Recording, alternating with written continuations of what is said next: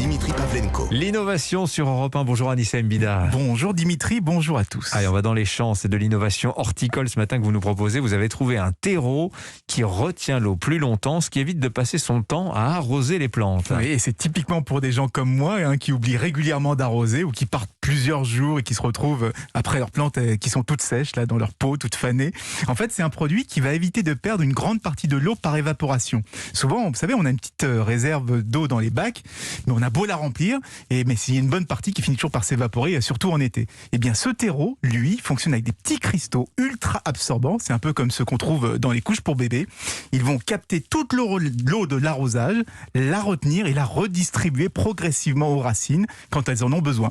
Et pour vous donner une idée, il suffit d'une petite cuillère à café de cristaux pour retenir jusqu'à 1 litre d'eau, ce qui peut permettre d'éviter d'arroser pendant un mois. Ça, c'est super absorbant. Vous parliez du gel des couches pour bébés, mais c'est compatible avec les plantes ? Alors, heureusement, c'est pas tout à fait la même chose. Là, ce sont des cristaux essentiellement à base de potassium, donc c'est totalement biodégradable.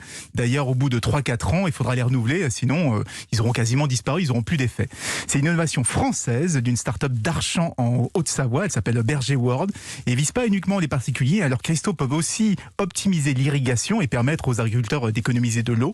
Et des tests ont été réalisés sur des sols sablonneux, donc ce qu'il y a de plus sec. Et après 40 jours sans irrigation, la partie non traitée n'avait gardé qu'un petit litre d'eau, alors que l'autre partie traitée, elle, gardait 3 litres avec les cristaux français. Incroyable les économies d'eau qu'on pourrait faire avec ça. C'est de la recherche ou est-ce que c'est déjà sur le marché ? Alors ça commence, les premiers sachets arrivent dans les jardineries et il y a aussi pas mal d'intérêt à l'exportation. La société vient par exemple de signer un accord avec l'Arabie Saoudite pour aider à l'implantation d'une forêt. On voit l'intérêt pour eux. Voilà, ils ont aussi des projets en Algérie et en Égypte. Donc à chaque fois dans des endroits où on manque d'eau, où on cherche à retenir au maximum les eaux de pluie et celles d'irrigation. Passionnant. Merci beaucoup Anissa Mbida.